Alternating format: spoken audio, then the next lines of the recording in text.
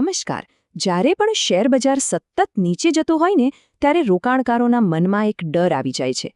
પણ સવાલ એ છે કે શું આ ડર સાચો છે? આજે આપણે આ જ સવાલનો જવાબ શોધવા માટે બજારના ઇતિહાસ અને આંકડાઓની ઊંડાણમાં જઈશું. અને જુઓ, આ સવાલનો જવાબ લગભગ દરેક માટે હા જ હોય છે. સ્વાભાવિક છે.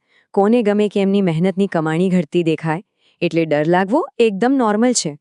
અને સાચું કહો તો અત્યારના સંજોગોમાં ડરવા માટેના કારણો પણ ઘણા છે. દુનિયાભરમાં રાજકીય તણાવ ચાલી રહ્યો છે, ક્રૂડ ઓઇલના ભાવ આસમાને છે અને આ બધાને લીધે માર્કેટમાં જબરદસ્ત ઉતાર-ચઢાવ જોવા મળી રહ્યો છે. આવા સમયે મનમાં એવો વિચાર આવી જ જાય કે બસ હવે તો બધું ખતમ થઈ ગયું, જે પણ પૈસા બચ્યા છે એ કાઢી લઈએ. પણ શું ખરેખર આટલો ગભરાટ યોગ્ય છે? ચાલો એક કામ કરીએ. આ બધી લાગણીઓને થોડીવાર માટે બાજુ પર મૂકીએ અને ફક્ત તથ્યો પર, આંકડાઓ પર ફોકસ કરીએ. કારણ કે વર્તમાનને સમજવા માટે ભૂતકાળને જોવો ખૂબ જ જરૂરી છે. તો ચાલો જોઈએ કે ઇતિહાસ આપણને શું શીખવે છે. આપણે આપણા ભારતીય બજારના કેટલાક એવા સૌથી મોટા ઘટાડાઓ પર નજર કરીશું, જેણે રોકાણકારોને હચમચાવી દીધા હતા. એવો સમય જ્યારે બધાને લાગતું હતું કે બજાર હવે ક્યારે ઉપર નહીં આવે. શરૂઆત કરીએ 1992થી.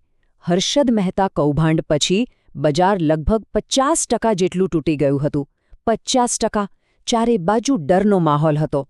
પણ અહીંયા જે ખરેખર જોવાની વાત છે એ જુઓ. ફક્ત 3 જ વર્ષમાં બજારે 60% કરતાં પણ વધુનું વળતર આપ્યું. પછી આવ્યું વર્ષ 2000, .com બબલનો સમય. ટેકનોલોજી સ્ટોક્સમાં ભારે કડાકો બોલ્યો અને બજાર સીધું 40% નીચે ગયું. પણ શું માર્કેટ ત્યાં જ અટકી ગયું? ના, ધીમે ધીમે લગભગ 3 થી 4 વર્ષના સમયગાળામાં બજારે માત્ર પોતાનું નુકસાન જ ભરપાઈ ન કર્યું, પણ પાછી સ્થિરતા પણ મેળવી. અને પછી આવ્યો આપણા સમયનો સૌથી મોટો ઘટાડો, 2008ની વૈશ્વિક મંદી. બજાર 60% જેટલું તૂટી ગયું હતું. લોકોની મૂડી અડધાથી પણ ઓછી થઈ ગઈ હતી. પરંતુ આ પછી જે થયું એ ખરેખર અકલ્પનીય હતું. આટલા મોટા ઘટાડા પછી બજારે એવી તો જબરદસ્ત છલાંગ મારી કે માત્ર 1.5 જ વર્ષમાં રોકાણકારોના પૈસા ડબલ થઈ ગયા. આ જ તો બજારની તાકાત છે. અને સૌથી તાજેતરનું ઉદાહરણ તો આપણા બધાને યાદ જ હશે. કોવિડ-19 મહામારીની શરૂઆતમાં જેવું લોકડાઉન લાગ્યું, બજાર એક જ મહિનામાં 40% તૂટી ગયું હતું. પરંતુ ઇતિહાસે ફરી પોતાને દોહરાવ્યો. અને આ વખતે તો રિકવરી અત્યાર સુધીની સૌથી ઝડપી હતી. ફક્ત 6 થી 8 મહિનામાં બજાર માત્ર રિકવર જ ન થયું, પણ એક નવી ઐતિહાસિક ઊંચાઈ પર પહોંચી ગયું. તો આ બધા ઉદાહરણો પરથી આપણે શું શીખી શકીએ? ચાલો આ બધા ઐતિહાસિક આંકડાઓને એક સરળ અને સ્પષ્ટ માર્ગદર્શિકામાં ફેરવીએ, જે આપણને નિર્ણય લેવામાં મદદ કરી શકે. અહીંયા એક એકદમ સ્પષ્ટ પેટર્ન જોવા મળે છે. જુઓ, જો બજાર 10-12% જેટલું ઘટે તો તેને સામાન્ય રીતે 3 થી 6 મહિનામાં રિકવર થતું જોવામાં આવ્યું છે. 25%ના ઘટાડામાં લગભગ 1 વર્ષ લાગે છે. અને સૌથી નિર્ણાયક વાત એ છે કે જ્યારે બજાર 50% કે તેથી વધુ તૂટે છે, ત્યારે તે પછીના 1 થી 3 વર્ષમાં સૌથી મોટું વળતર આપે છે. તો આ બધી માહિતી પછી સાચો સવાલ એ નથી કે બજાર કેમ પડે છે.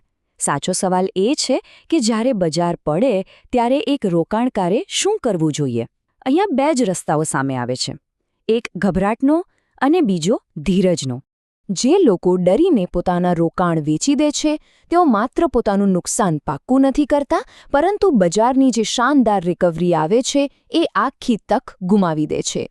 જ્યારે બીજી બાજુ જે રોકાણકારો ધીરજ રાખે છે, તેઓ આ ઉતાર-ચઢાવને સહન કરીને લાંબા ગાળે સાચી સંપત્તિનું સર્જન કરે છે.